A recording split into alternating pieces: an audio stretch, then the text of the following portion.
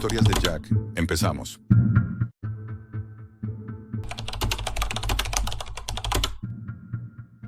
Nunca pensé que el sonido de una aguja entrando en un caparazón pudiera hacerme temblar más que el de un hueso al romperse. Soy doctor en biología marina, especializado en inmunología. Hasta hace poco creía que la ciencia era la única respuesta a todo. El método, la razón. Ahora ya no estoy tan seguro de nada. Me contrataron hace un par de años, a través de un canal cifrado, después de una charla que di sobre las propiedades coagulantes del amebocito en los cangrejos de herradura. La ponencia no fue nada del otro mundo, pero al parecer alguien la estaba observando con otros ojos. Me ofrecieron financiación ilimitada, acceso a instrumental de vanguardia y una instalación en aguas internacionales, fuera de cualquier ley. Lo que me pedían era claro: estudiar la sangre de estos animales, encontrar una forma de amplificar sus propiedades, mejorarla. Lo que no me dijeron, lo que nadie dice en ese mundo, es el precio de traspasar ciertos límites. Acepté, por ambición, por orgullo y porque en el fondo siempre tuve esa voz en mi cabeza que susurraba: haz lo que otros no se atreven. La plataforma estaba en el Atlántico Norte, lejos de cualquier puerto. Apenas una estructura oxidada flotando entre la niebla, sin banderas ni registros. Nada que pudiera vincularla con país alguno. En ella trabajábamos solo 2 personas, yo y un técnico rumano llamado Alexei, un tipo hosco que hablaba poco y obedecía sin hacer preguntas. Lo prefería así. Los cangrejos llegaron en contenedores refrigerados. Más de 40 ejemplares adultos, traídos directamente de zonas protegidas. Vivos, perfectamente sanos. No pregunté de dónde ni cómo. En ese nivel uno aprende a no cuestionar demasiado. Durante las primeras semanas, todo fue como lo habíamos planeado. Insertábamos agujas entre las patas, justo en la cavidad pericárdica, y extraíamos la sangre azul lentamente para no dañarlos. La almacenábamos en frascos especiales y medíamos su reacción ante distintos tipos de endotoxinas bacterianas. Lo que obtuvimos fue extraordinario. Una tasa de detección y coagulación un 30% más rápida que cualquier referencia conocida. Pero entonces empezaron a llegar los paquetes de datos. No correos, no llamadas. Solo instrucciones enviadas por un servidor cerrado que aparecía y desaparecía sin dejar rastro. Las órdenes eran directas, sin ningún saludo, sin firma. Inyectar compuesto DM45 en sujetos designados. Observar efectos, documentar, repetir en otros ejemplares. DM45. Nunca había oído hablar de él. No estaba en ninguna base de datos médica, ni siquiera en foros ilegales de bioquímica. Era como si hubiera sido creado únicamente para ese experimento. Lo recibimos en un pequeño frasco de vidrio, sellado al vacío, sin etiquetas. Su contenido era ligeramente translúcido, con un brillo apenas perceptible, casi bioluminiscente. Era difícil mirarlo fijamente sin sentirse incómodo, como si tus ojos no supieran procesarlo. Alexei fue el primero en aplicarlo. Inyectamos una microdosis en el sujeto número 147, un ejemplar especialmente activo. Al principio, todo pareció normal. El animal se agitó un poco, pero su comportamiento volvió a estabilizarse en cuestión de horas. Los días siguientes transcurrieron sin novedad. Tomamos muestras de su sangre diariamente, observando pequeñas variaciones en su viscosidad, pero nada fuera de lo esperado, hasta que empezó a cambiar. Primero notamos que su caparazón tenía pequeñas fisuras, como si algo desde dentro lo presionara. Luego vino el temblor, no espasmos musculares, no. Era un temblor rítmico, sutil, casi deliberado, como si el cuerpo del animal respondiera a algo interno, desconocido. La sangre también cambió. Se volvió más espesa, más densa. Las pruebas con endotoxinas bacterianas fueron asombrosas.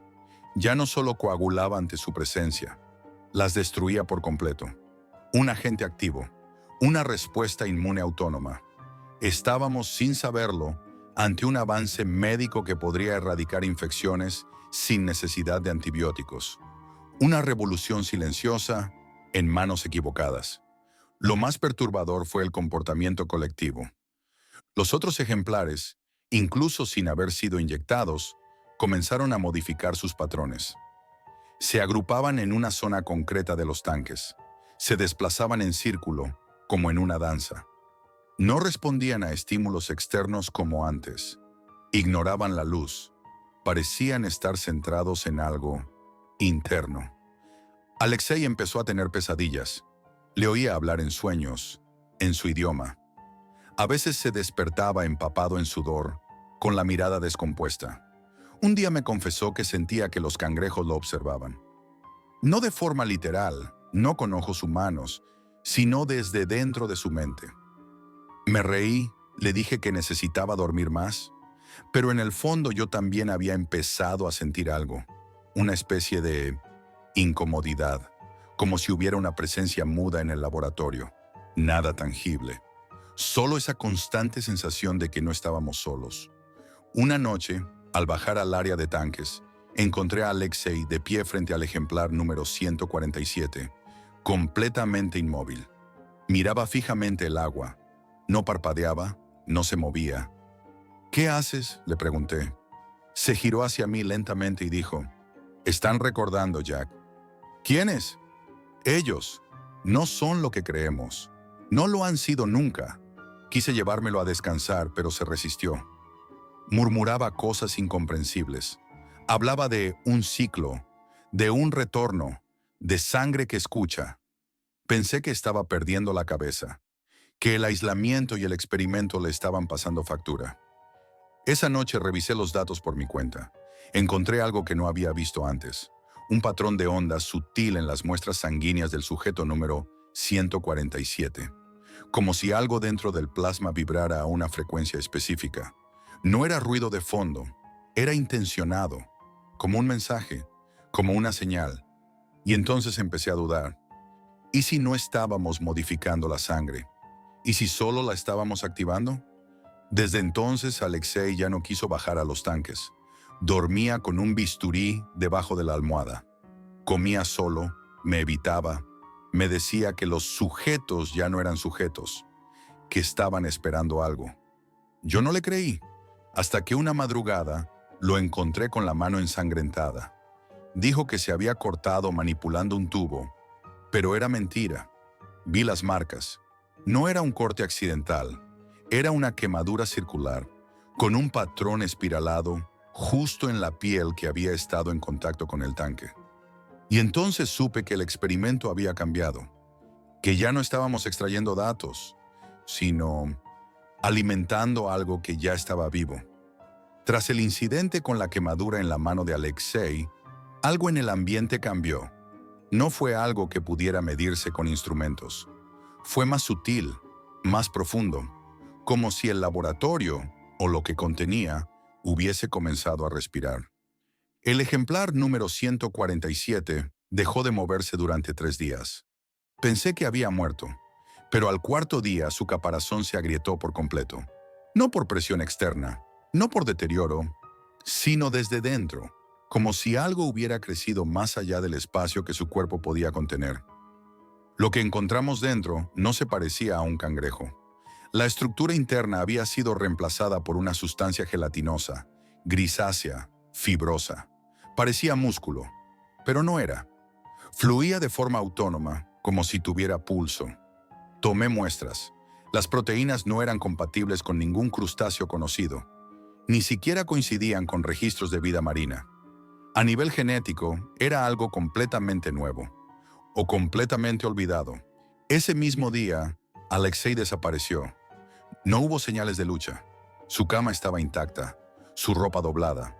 Solo encontramos su bata manchada de sangre junto al tanque del sujeto número 147 y una nota escrita a mano, en inglés torpe. No son de aquí, pero tampoco se fueron nunca. Nunca le volví a ver. Intenté contactar con la red, con los que nos habían enviado las órdenes. El servidor estaba inactivo, sin respuesta, sin datos. Era como si nunca hubiera existido.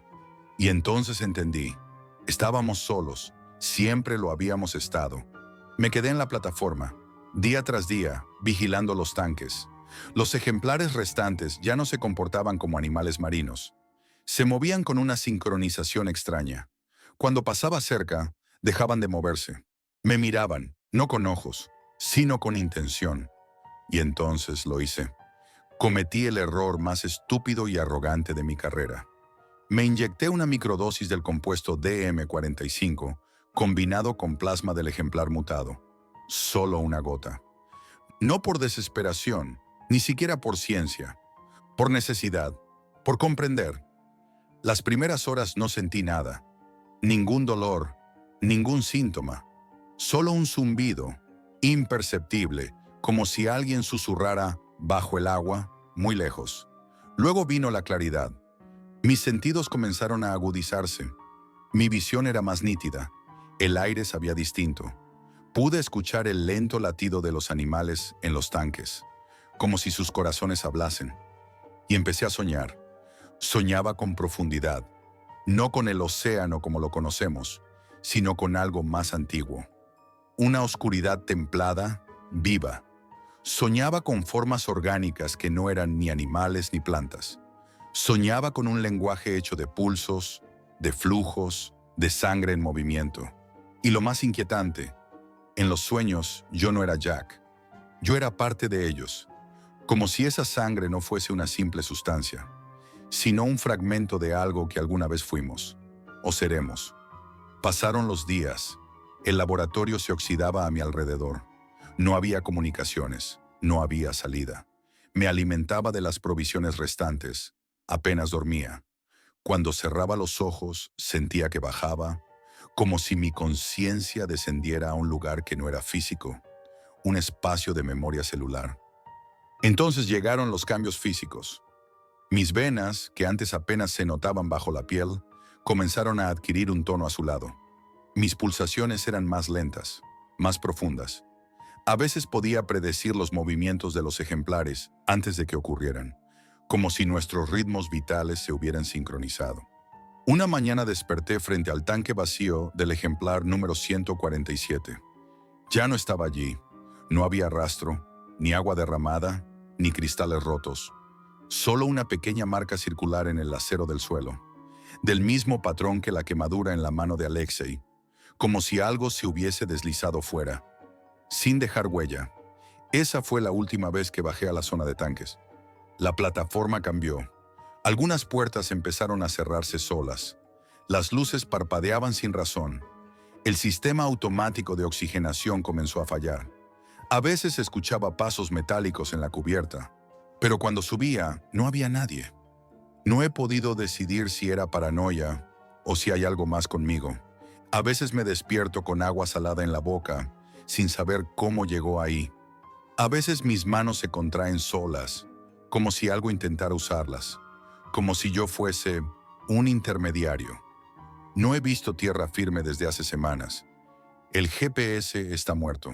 La antena está doblada como si hubiera recibido un impacto. Desde dentro, estoy a la deriva. Pero sigo escribiendo, sigo registrando, porque parte de mí aún quiere creer que todo esto puede explicarse, que esto es ciencia. Aunque otra parte, más silenciosa, sabe que no lo es. Sabe que el compuesto DM45 no fue diseñado, sino despertado. No era una invención, era una puerta, un canal. Y nosotros, los humanos, fuimos tan idiotas como para abrirla creyendo que podríamos controlar lo que había al otro lado. Ahora lo entiendo. No estábamos modificando cangrejos, ni sangre. Estábamos devolviendo algo a este mundo. Algo que había estado aquí mucho antes de que el primer ser humano saliera del agua. Y lo peor es que ahora está dentro de mí. En este momento, mientras grabo esto, mis pensamientos ya no son completamente míos. A veces no sé si lo que digo me lo dicta mi voluntad, o si solo soy un transmisor. Pero si estás oyendo esto, si este mensaje ha llegado a algún lugar, quiero dejarte una advertencia. No toquéis la sangre. No juguéis con lo que no comprendéis. Y cuando recibáis órdenes sin rostro, sin remitente, desconfiad. Porque a veces, los secretos que flotan bajo la superficie no están dormidos. Solo están esperando a que alguien los despierte. La próxima vez que te vacunes, escucha con atención. Quizá muy dentro de ti, algo todavía susurra desde el fondo del mar. Si este relato te ha hecho mirar el océano de otra forma, deja tu like, suscríbete y cuéntame en los comentarios. ¿Te inyectarías sangre azul por la ciencia?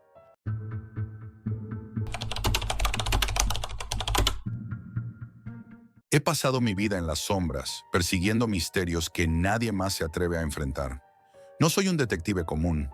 No me interesan las infidelidades ni los robos menores. Mi trabajo es encontrar lo inexplicable, lo que se esconde tras la cortina de la realidad, donde la lógica se desvanece y el miedo toma forma. No tengo familia ni amigos cercanos. Mi único compañero es la noche y mi único refugio, el silencio de las calles vacías. Pero nada en todo lo que he vivido me preparó para lo que encontré en la Deep Web. Todo comenzó con Lucas, un chico de 17 años que desapareció sin dejar rastro. Sus padres vinieron a mí desesperados, porque la policía había agotado todas las vías posibles y no conseguían avanzar. Lo único que sabían es que Lucas había estado navegando en la Deep Web poco antes de desaparecer. Una curiosidad peligrosa, un portal a lugares donde el límite entre lo real y lo prohibido se difumina. Me adentré en ese abismo digital, explorando rincones oscuros que parecían vacíos, pero que vibraban con una energía inquietante. Foros anónimos, chats cifrados, mensajes que se autodestruían. Entre todo ese caos de información, encontré algo distinto.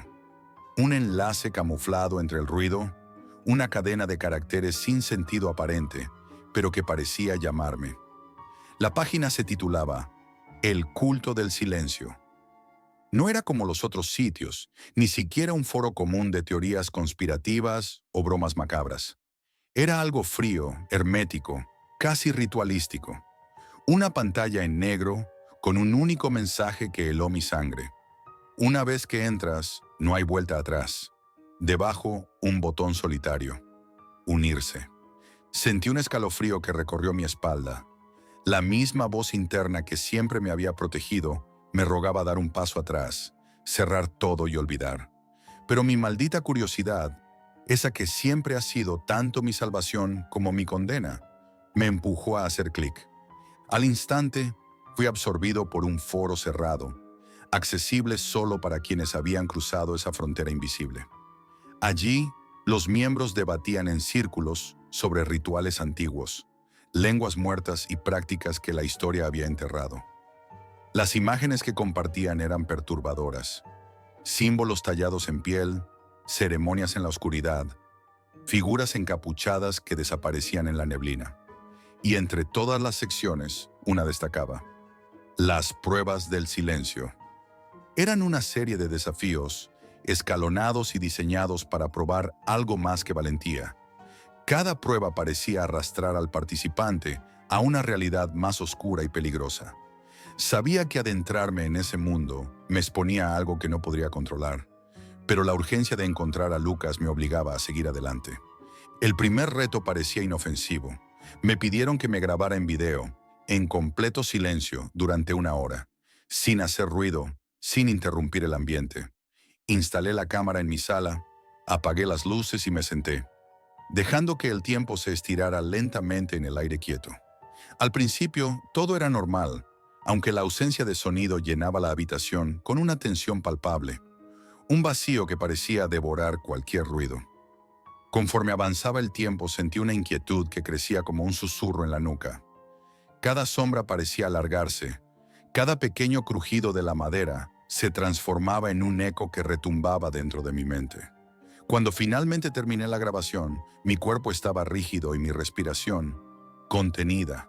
Al revisar el video, noté algo que no debería haber estado allí. Sombras que se deslizaban detrás de mí, formando figuras que mi mente intentaba explicar como trucos de luz o fallos en la cámara, pero que el instinto sabía que eran reales.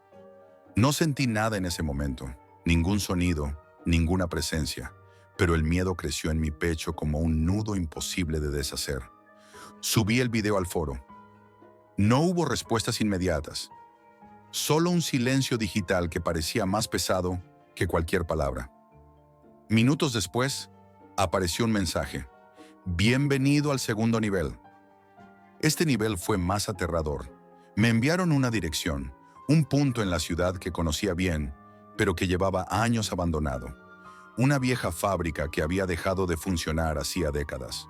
A medianoche llegué al lugar y la oscuridad era tan densa que parecía absorber hasta la luz de la luna. El aire estaba frío, húmedo y olía a moho y decadencia. Dentro los pasos resonaban como golpes de martillo. Encontré en el suelo un símbolo pintado con una precisión inquietante, el mismo símbolo que había visto en las imágenes del foro. Mi teléfono vibró y apareció un nuevo mensaje. Recita las palabras y acepta la oscuridad. Las palabras estaban escritas en un idioma que no reconocía, pero al pronunciarlas sentí como si algo se despertara en el aire. Las sombras comenzaron a moverse, tomando forma humana, pero distorsionada, oscura. Mi mente luchaba por aferrarse a la lógica, pero el terror se apoderó de mí. Una figura más alta que las demás se acercó y extendió su mano, entregándome un colgante con el símbolo del culto. El peso del objeto en mi mano no era solo físico. Sentí que llevaba un fragmento de algo antiguo y malévolo. Esa noche los sueños no me dieron descanso. Voces distorsionadas, susurros que me llamaban por mi nombre, imágenes que se retorcían en mi mente. Cuando desperté, un nuevo mensaje esperaba en mi teléfono. El tercer desafío te espera. Sé valiente. El tercer desafío fue, sin duda, el más perturbador hasta entonces. La dirección me llevó a una casa olvidada a las afueras de la ciudad, un lugar que había estado abandonado durante años. Recorrí el camino bajo la luz débil de la luna. El viento movía las ramas de los árboles, creando sombras que parecían danzar con una voluntad propia. La puerta estaba entreabierta, como si alguien me esperara. Al entrar, el aire dentro de la casa estaba pesado, cargado de polvo y una sensación de maldad latente que parecía palpitar en las paredes desconchadas. En la sala principal, un televisor viejo estaba encendido, mostrando estática en blanco y negro. De repente la imagen cambió abruptamente y apareció un mensaje. Encuentra la verdad o sufre las consecuencias. No entendía qué verdad debía encontrar, pero supe que debía buscar algo escondido entre el caos de ese lugar olvidado. Mientras caminaba por los pasillos crujientes, sentí que la oscuridad misma me observaba, que la casa respiraba a mi alrededor, como si fuera un organismo vivo esperando que cometiera un error. El silencio se rompió cuando encontré una trampilla oculta bajo una alfombra raída. La bajé con esfuerzo, revelando unas escaleras que descendían a un sótano pequeño, iluminado apenas por una luz parpadeante. Allí, en el centro de la habitación, había una figura encapuchada, atada a una silla. Al acercarme, la figura levantó la cabeza y con una voz débil y casi inaudible, susurró: «Ayúdame». Sentí que mi corazón se detenía por un momento. Sin dudar, corté las cuerdas que la aprisionaban y la capucha cayó. Para mi horror, era Lucas. Estaba pálido, con los ojos desorbitados, como si hubiera estado atrapado en una pesadilla interminable. Su cuerpo temblaba y su mirada reflejaba un abismo del que parecía no querer salir. Traté de animarlo, pero sabía que no estaba solo en ese sótano. Un ruido sordo nos sobresaltó. Las sombras en la sala comenzaron a moverse, tomando formas humanoides. La figura más grande y oscura avanzó lentamente hacia nosotros, su voz profunda resonando en las paredes. «Has roto las reglas, ahora enfrentarás las consecuencias». El miedo me paralizó por un segundo, pero la urgencia de salvar a Lucas me dio fuerzas para actuar. Juntos corrimos hacia la salida mientras las sombras nos perseguían, sus manos frías intentando atraparnos. Sentí como si una fuerza invisible tirara de mí, intentando arrastrarme hacia las profundidades del sótano. Cuando por fin emergimos, la casa comenzó a colapsar. El suelo crujía, las paredes se desplomaban, como si algo dentro de ese lugar intentara impedir nuestra huida. Corrimos sin mirar atrás hasta que estuvimos seguros fuera de peligro. Llevé a Lucas al hospital y alerté a las autoridades, aunque sabía que esto era solo el comienzo. Cuando regresé a mi casa, un nuevo mensaje apareció en mi teléfono. Has desafiado al culto del silencio. Nos veremos pronto. Desde entonces la sensación de ser observado no me ha abandonado. Los espejos reflejan sombras que no deberían existir, y en las noches más silenciosas escucho susurros que llaman mi nombre, arrastrándome hacia una oscuridad que nunca se va. El culto del silencio no me ha dejado ir, y sé que esta historia aún no termina. He aprendido que hay secretos que es mejor no descubrir, que algunas puertas están destinadas a permanecer cerradas. La Deep Web es un abismo lleno de sombras antiguas, y yo, un simple investigador, he tocado algo que está mucho más allá de lo que imaginaba.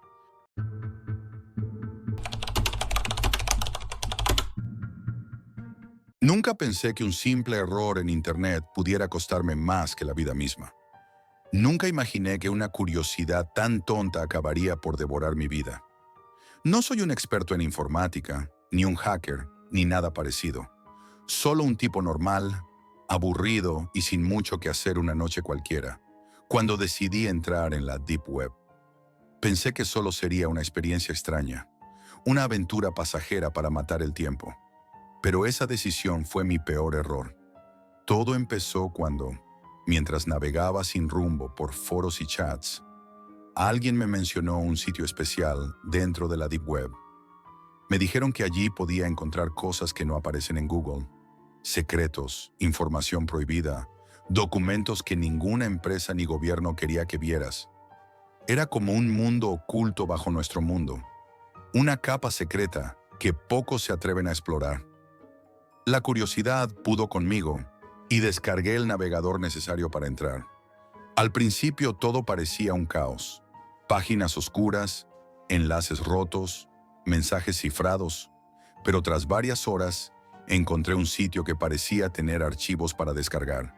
Había documentos, fotos, bases de datos, todo muy peligroso, al menos eso parecía. Entre ellos vi un archivo que contenía información personal de gente reconocida, nombres, direcciones, números, algo que me pareció alucinante y a la vez inquietante. La tentación pudo más que la prudencia y pulsé para descargarlo. Fue en ese momento cuando apareció una ventana emergente que me congeló. No era un aviso normal. Me pedían pagar una cantidad en bitcoins para poder acceder al archivo. No era mucho dinero, pensé, y cerré la ventana sin hacer nada. Pero algo en mí quiso investigar más y al día siguiente me encontré con el primer mensaje. Un correo sin remitente llegó a mi bandeja de entrada. En él solo había una frase: sabemos quién eres. Intenté ignorarlo y borrarlo, pero al poco tiempo otro correo con una frase más amenazante: no intentes jugar con nosotros. No sabía qué demonios significaba todo aquello, pero mi curiosidad se convirtió en miedo. Esa misma tarde, otro mensaje me llegó con un archivo adjunto. Abrí y vi una foto mía. No una que hubiera subido yo a redes sociales, sino una imagen tomada en la calle, desde un ángulo que me hizo sentir observado, vulnerado. ¿Quién me estaba espiando? Mi corazón se aceleró y sentí que algo muy grave había comenzado. Intenté no pensar más en ello, pero no pude evitar que al abrir el siguiente correo, descubriera que tenían más datos personales míos. Direcciones, teléfonos, incluso conversaciones privadas que jamás había enviado por correo electrónico. Era como si estuvieran dentro de mi vida, hurgando en cada rincón. La paranoia se instaló en mi mente. Me preguntaba cómo podían tener todo eso. ¿Habían hackeado mi móvil? ¿Entrado en mi ordenador? Pero cada intento de limpiar y proteger mis datos parecía inútil. Los mensajes no paraban. Se volvieron cada vez más exigentes. No solo querían dinero, sino algo más: control sobre mí. Me obligaban a hacer cosas que me helaban la sangre. Enviaban mensajes desde mi teléfono a amigos y familiares, amenazándolos si no pagaba lo que pedían. Me exigían borrar pruebas y hacer pequeñas acciones ilegales para ellos. Sentí que alguien sin rostro jugaba con mi vida, me manejaba como un títere y me destruía poco a poco. Desesperado, intenté cortar todos los lazos digitales. Cambié de teléfono, borré todas mis cuentas, hasta pensé en mudarme de ciudad. Pero nada parecía funcionar. Cada vez que creía estar a salvo, aparecía un nuevo mensaje con una amenaza distinta. Algo más cruel. Algo que me hacía sentir que me observaban las 24 horas. Una vez enviaron un vídeo donde se veía la entrada de mi casa, grabada con una cámara oculta. No podía creer que alguien hubiese estado vigilándome desde fuera, grabándome sin que yo lo supiera. La sensación de estar completamente expuesto me rompió. La presión crecía, y no solo para mí. Mi familia empezó a recibir mensajes extraños, insinuaciones que dañaron la confianza entre nosotros. Intenté protegerlos, pero mi miedo y su incertidumbre nos alejaron más. Cada día era una batalla interna, un tormento constante. No podía trabajar bien, no dormía, no podía concentrarme en nada. La Deep Web había dejado de ser un lugar lejano para convertirse en una amenaza muy real, tangible, que me perseguía sin descanso. Por eso, si alguien me escucha, si alguna vez piensas que la curiosidad por esos mundos oscuros no tiene consecuencias, piensa en mí. Piensa en cómo un simple clic puede abrir una puerta que no puede cerrar. En una ocasión, después de días de recibir mensajes cada vez más inquietantes, me llegó un vídeo que me heló la sangre. No era un montaje ni algo que pudiera ignorar. Era una grabación real, desde la calle, enfocando la puerta de mi casa. Me mostraba entrando y saliendo, en diferentes momentos del día, incluso detalles de la ventana de mi habitación. Fue la prueba definitiva de que alguien me estaba espiando, que no solo era un ataque digital, sino que habían cruzado la línea hacia el mundo real. Sentí que mi privacidad, ese espacio que todos damos por sentado, se había desvanecido para siempre. Mi mente empezó a jugarme malas pasadas. Cada ruido fuera de casa me sobresaltaba, cada sombra me parecía una amenaza. Empecé a desconfiar de todo y de todos, incluso de mis propios amigos y familiares. La tensión era insoportable. No sabía si podía soportar vivir así. Pero lo peor no era solo para mí. La red oscura que me tenía atrapado comenzó a extender su daño hacia las personas que más quería. Mi familia empezó a recibir mensajes amenazantes, insinuaciones que tocaban secretos y heridas del pasado. Mis padres y hermanos recibían correos y llamadas anónimas, con información que solo nosotros conocíamos, como si quisieran romper los lazos que nos unían. Las miradas se hicieron frías, las palabras se volvieron cautelosas. La confianza empezó a desmoronarse, y yo sentía que estaba destruyendo todo a mi alrededor sin poder evitarlo. Intenté buscar ayuda, fui a la policía, pero la burocracia y la falta de conocimientos específicos en delitos digitales hicieron que mi caso quedara en el limbo. Me sentí invisible para ellos, solo un caso más de amenazas imposibles de rastrear. Esa soledad fue un golpe duro. Sabía que estaba atrapado, sin salida y sin respaldo. Mi trabajo también sufrió. No podía concentrarme. Mis jefes empezaron a notar mi ausencia mental y mis nervios a flor de piel. Mis amigos se distanciaron, no sabían cómo ayudarme o simplemente no querían verse envueltos en algo tan oscuro. Yo mismo empecé a dudar de mi cordura. Las noches sin dormir, la constante ansiedad, las pequeñas grietas en mi mente hicieron que cuestionara qué era real y qué era paranoia. Una noche, después de semanas en ese infierno, tomé la decisión más arriesgada de todas. Respondí a uno de sus mensajes. Les escribí, con la voz temblorosa y el corazón en un puño, pidiendo negociar. Les pedí que me dejaran en paz, que haría lo que fuera necesario para recuperar mi vida. La sorpresa fue que respondieron. Me enviaron una dirección, un lugar alejado, oscuro y abandonado, en un barrio que nadie visitaba a esas horas. La condición era clara. Tenía que ir solo. No había alternativa. Mi miedo era gigante, pero la desesperación mayor. Caminé hasta ese sitio, con el móvil grabando cada paso por si algo salía mal. Era una noche fría, con el viento cortante que parecía susurrar advertencias. Llegué a un edificio en ruinas, paredes llenas de grafitis, ventanas rotas y puertas oxidadas. Todo parecía sacado de una película de terror. No había nadie, solo una nota pegada en la puerta que decía: "El miedo que sientes es solo el principio". En ese momento entendí que no se trataba solo de extorsión económica. Quería destruirme mental y emocionalmente. Sentí como si las sombras se alargaran, como si cada rincón oscuro del edificio guardara una amenaza invisible que me observaba. No llamé a la policía. No quería que supieran hasta dónde había llegado todo eso. Regresé a casa con el alma rota, más hundido que nunca. Desde entonces, el acoso cambió de forma. Los mensajes y vídeos se volvieron más perturbadores. Recibía audios donde se escuchaban susurros, palabras distorsionadas y voces que no podía identificar. En otras ocasiones, me enviaban imágenes manipuladas, fotos de momentos felices convertidos en escenas macabras, con textos crueles y amenazas veladas. Era un ataque a mi mente, un intento deliberado de hacerme perder la cordura. Uno de los momentos que más me marcó fue cuando enviaron un vídeo con imágenes robadas de mi móvil. Allí aparecía yo hablando con amigos en situaciones cotidianas, como si me estuvieran vigilando constantemente. Sentir que alguien observaba mi vida sin permiso me hizo sentir indefenso y vulnerable. Mientras tanto, seguí investigando en foros ocultos y contactando con otras víctimas, personas como yo que habían caído en esa red infernal. Descubrí que no era un caso aislado, era parte de una organización criminal bien estructurada que se dedicaba a buscar gente vulnerable para extorsionarla y destruirla. No importaba quién fueras ni tu situación, todos podían ser objetivo. Aquella verdad me hundió aún más. Sentí que era una marioneta sin hilos, manejada por un grupo invisible que disfrutaba viendo cómo me destrozaban desde las sombras. Con el tiempo, la sensación de miedo se convirtió en rutina. El móvil era mi peor enemigo.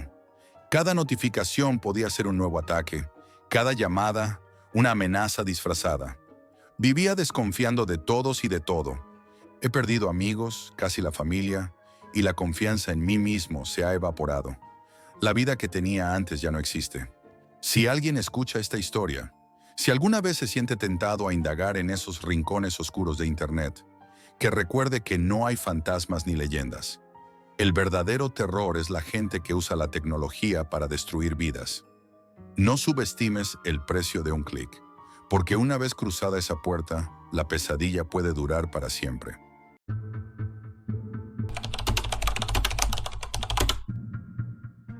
Si alguna vez recibes un mensaje desde las alturas más oscuras de la Deep Web, huye, no respondas, porque yo no pude, y ahora sé que algunos secretos solo deberían quedar enterrados. Todo comenzó hace 6 meses en Londres, cuando una simple curiosidad por lo oculto se convirtió en algo que me consumió por completo. No soy hacker ni periodista de investigación, solo un tipo común, un trabajador más atrapado en la rutina, pero con una obsesión: explorar la Deep Web.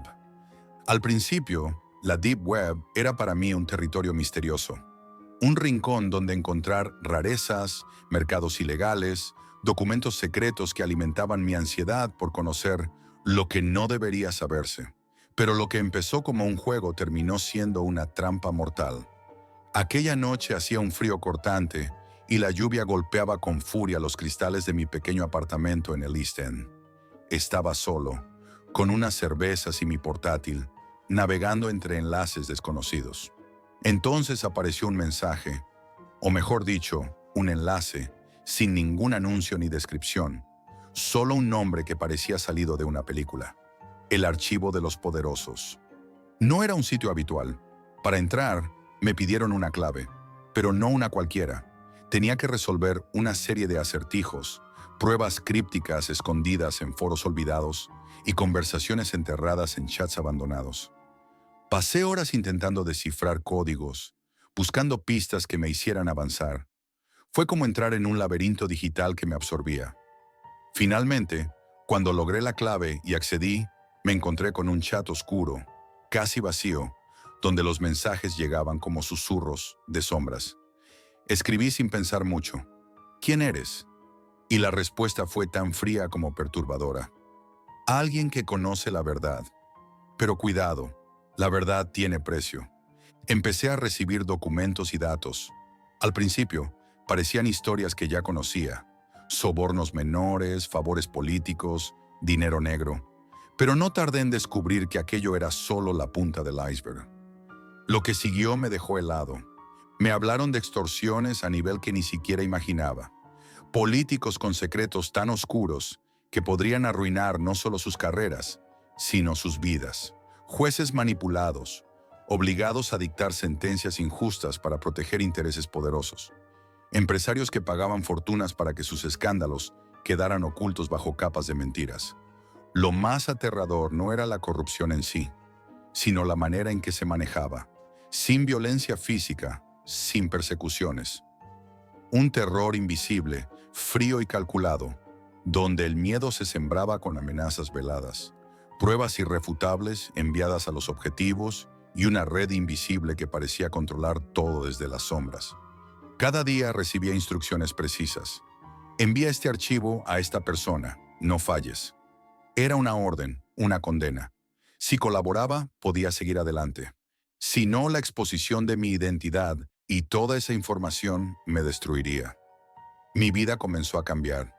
Notaba detalles extraños, mensajes anónimos en mi móvil con números que no reconocía, correos sin remitente con fotos mías caminando por la calle, imágenes tomadas desde lejos como si alguien me estuviera vigilando constantemente.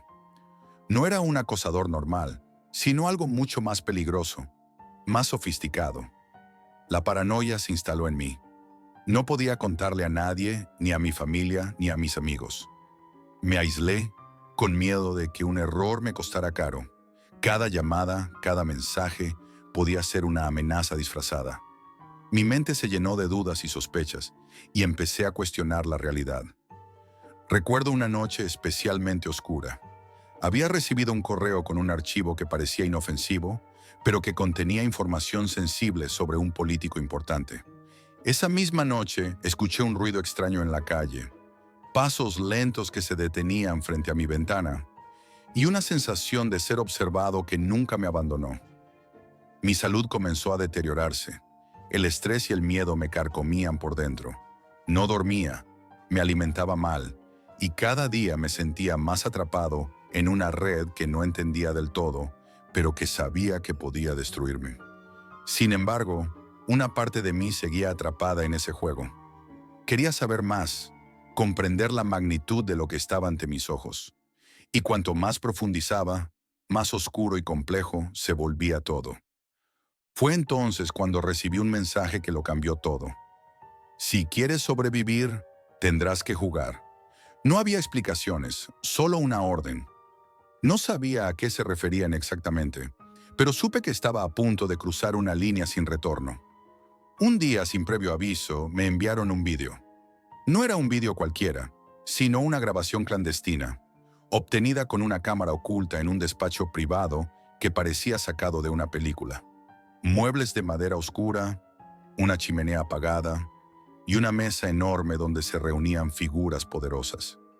Reconocí rostros conocidos, hombres y mujeres que en las noticias parecían respetables, casi intocables. En ese lugar oscuro, sin cámaras ni micrófonos oficiales, hablaban con una frialdad que helaba la sangre.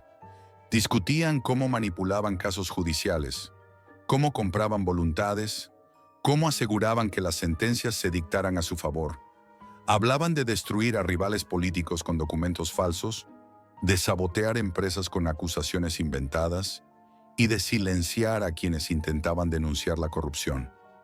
Nada parecía tener límites, ni ética ni moral. Solo poder y control absoluto. Aquella revelación me golpeó con fuerza. Ya no se trataba de simples extorsiones ni de crímenes menores. Era una red invisible, una maquinaria de dominación que controlaba Inglaterra desde sus entrañas, que moldeaba la realidad a su voluntad y que convertía a cualquier persona en una ficha descartable. Poco después, la situación dio un giro aterrador. Me enviaron instrucciones directas. Debía participar activamente en sus planes. No solo era un espectador, me pedían que enviara mensajes falsos a ciertos destinatarios, que difundiera rumores, que sembrara desconfianza para provocar caos. Mis manos temblaban al teclear, sabiendo que cada palabra podría destruir vidas, provocar despidos, rupturas, incluso encarcelamientos injustos. Intenté resistirme, intenté desaparecer de su radar. Cambié de móvil, Borré todos los archivos relacionados. Me mudé a un barrio diferente. Incluso intenté cambiar mi rutina diaria. Pero ellos estaban siempre un paso por delante. No necesitaban cámaras ni seguimientos físicos. Su poder residía en el miedo, en la información que tenían sobre mí, sobre mis seres queridos, en amenazas veladas que me mantenían encadenado a su voluntad. La prueba definitiva llegó una noche de otoño. Recibí un correo electrónico sin remitente, sin asunto, solo una frase escrita en negrita. Si no haces lo que te ordenamos, mañana a las 9 perderás lo que más quieres. Sentí un nudo en el estómago. ¿Qué querían decir? ¿Qué podíamos perder? A las 9 en punto de la mañana siguiente, recibí una llamada urgente. Mi madre había sufrido un accidente leve en la calle, un tropiezo que le causó una fractura menor. Por suerte, nada grave, pero suficiente para dejarme aterrorizado. ¿Había sido un accidente? ¿O era una advertencia? No podía creer en las casualidades después de todo lo vivido. Aquello me hundió en una crisis profunda. Empecé a dudar de mi cordura, a cuestionar todo lo que creía cierto. Las amenazas y manipulaciones me consumían. Vivía con miedo constante, vigilando cada llamada, cada mensaje, temiendo que la próxima vez la amenaza fuera irreversible. Pero entonces, en un acto de desesperación y valentía, decidí que no podía seguir siendo una marioneta. Envié un mensaje con información falsificada, una mentira diseñada para crear confusión dentro de sus filas. Quería ver si podían seguir controlándome o si había una forma de devolverles el golpe. La respuesta fue aterradora en su ausencia. Un silencio absoluto. Ni un mensaje, ni una amenaza, ni una señal. Solo un vacío inquietante. Y ese vacío era peor que cualquier palabra, porque significaba que, aunque por un momento, habían perdido el control. Desde ese instante, mi vida cambió para siempre. Vivo en la sombra de ese poder invisible, en un equilibrio frágil entre la vigilancia constante y la esperanza de que ese silencio signifique una oportunidad. Escribo estas palabras desde un refugio seguro, aunque sé que nunca estaré completamente libre. Sé que me observan, que esperan la oportunidad para volver a apretar las cadenas invisibles que me atan. Y sé que no soy el único atrapado en esta red oscura. Si alguna vez recibes un mensaje desde las profundidades de la Deep Web, no lo ignores, pero tampoco respondas. No intentes buscar la verdad en ese abismo, porque esa red no es solo un lugar de secretos. Es una prisión donde el miedo es el arma más letal y donde las sombras no están en la oscuridad, sino en las salas de poder que nadie ve. A veces, la única forma de sobrevivir es no saber.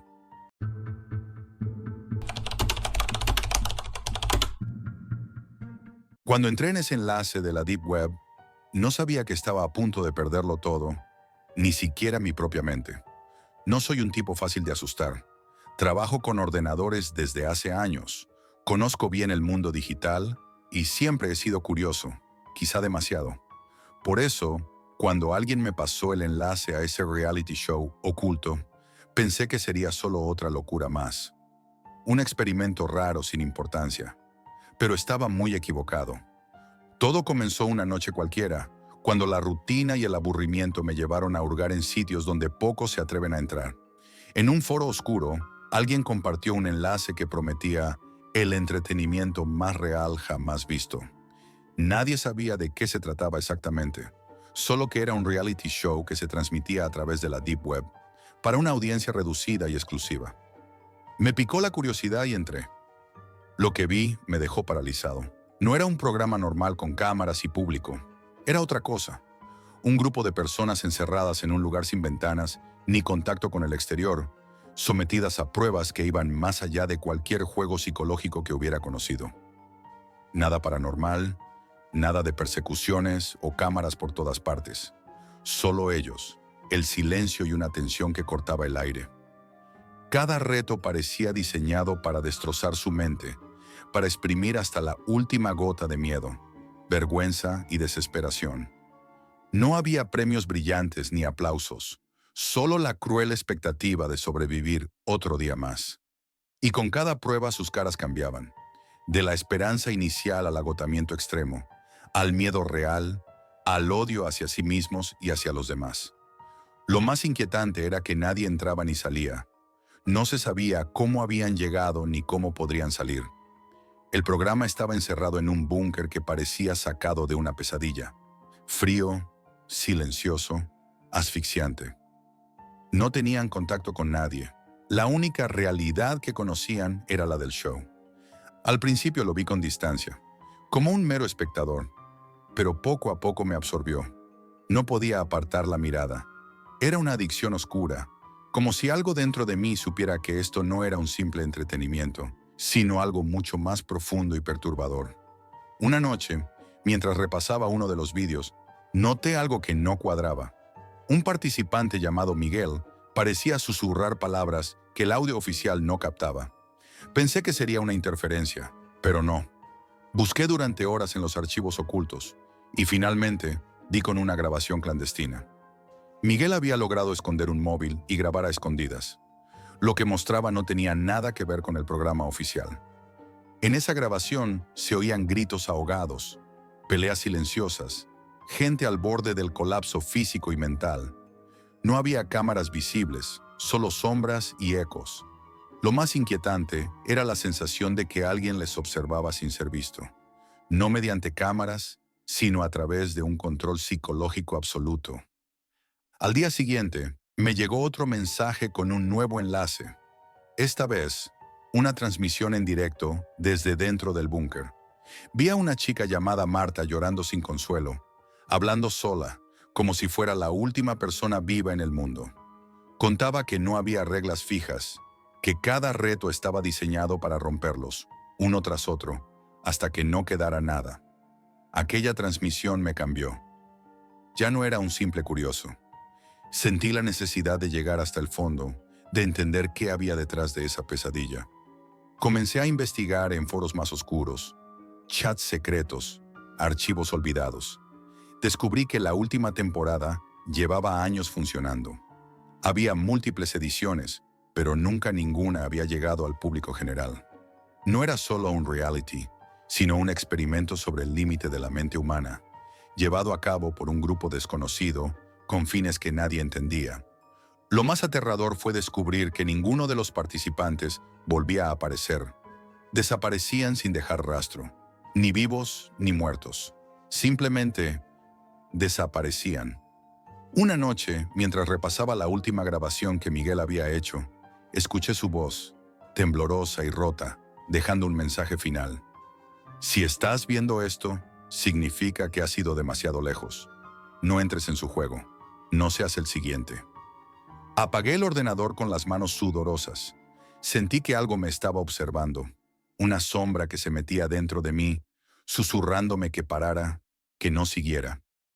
Pero la curiosidad es una bestia cruel y no me dejó descansar. Días después, sin esperarlo, recibí otro mensaje. Esta vez era una invitación directa. ¿Quieres participar en la próxima temporada? La invitación a participar en la última temporada llegó como un golpe seco, frío y definitivo. Recibirla fue como abrir una puerta que, una vez traspasada, no tiene retorno. A pesar del miedo, la necesidad de entenderlo todo desde dentro fue más fuerte que la razón. Acepté. Las instrucciones fueron precisas y sin margen de error. Me citaron en un punto remoto, lejos de la ciudad, en una vieja fábrica abandonada. Nada parecía fuera de lugar, hasta que el ambiente empezó a volverse opresivo. Un taxi sin conductor real, calles oscuras y vacías, hasta que me llevaron ante una puerta metálica sin ventanas, pesada y hermética. Al entrar, lo primero que sentí fue el frío, ese frío que cala hasta el alma. Me separaron del mundo de golpe, sin móvil, sin reloj, sin contacto con nadie. Nos distribuyeron en habitaciones pequeñas y desnudas, sin ventanas ni luces naturales. Solo la tenue luz artificial que parpadeaba. Nos encerraron sin explicación, sin consuelo. Los primeros días los retos parecían simples. Juegos de memoria, acertijos, ejercicios de concentración. Pero la normalidad era una máscara que pronto se cayó. La verdadera naturaleza del programa salió a la luz.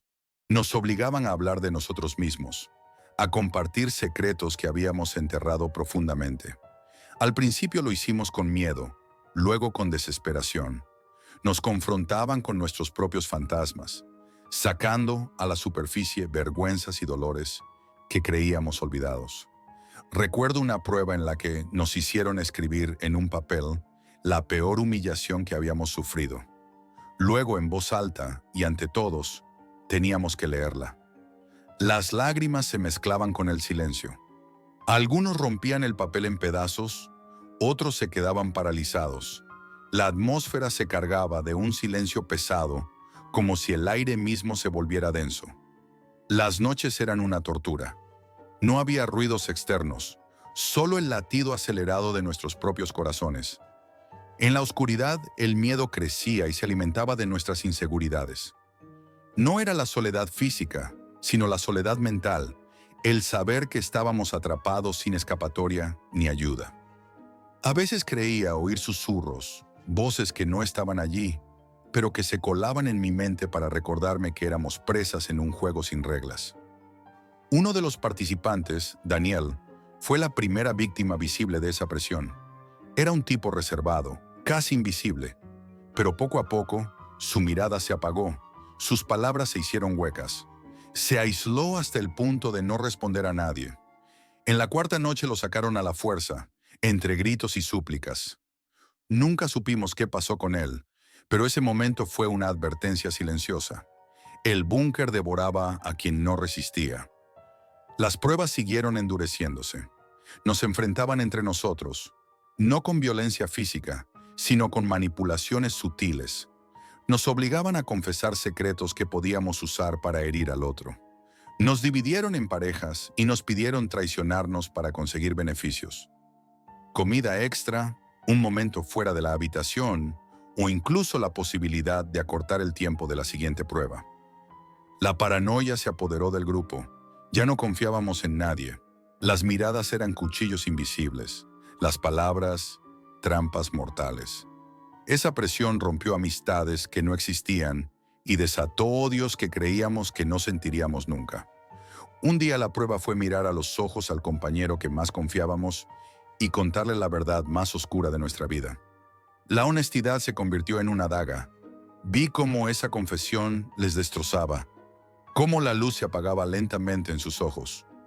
Pero el punto más bajo llegó cuando nos obligaron a decidir quién debía abandonar el programa.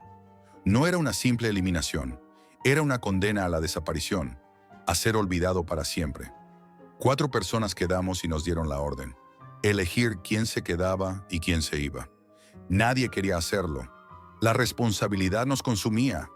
Después de horas de discusiones, acusaciones y súplicas, tomé una decisión que me perseguirá hasta el final de mis días. La elección fue una ruina moral. Elegí salvarme, aunque eso significara condenar a otro. Los días siguientes fueron un infierno. La culpa se instaló en mi mente como una sombra implacable. Veía en los ojos de los demás el rechazo, el odio y la desesperanza. Comprendí que el programa no era solo un experimento o un reality. Era una máquina diseñada para destrozar cualquier atisbo de humanidad. Por momentos me sentía atrapado en un sueño del que no podía despertar, donde el miedo, la vergüenza y la traición eran los verdaderos protagonistas. En las noches, cuando el silencio era absoluto, pensaba en quienes habían desaparecido, en los secretos que jamás saldrían a la luz y en la cruel maquinaria que nos había convertido en presas. No sé si alguien llegará a escuchar esta historia. No sé si alguien podrá entender lo que vivimos ahí dentro.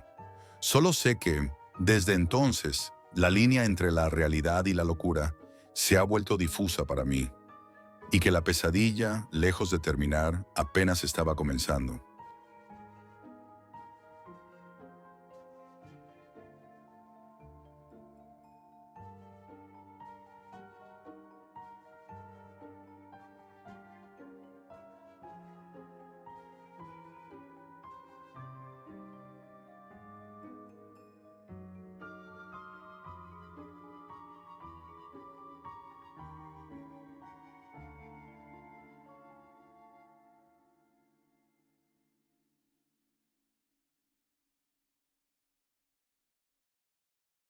Esto es todo por hoy, amigos, y recuerden, la realidad siempre supera a la ficción.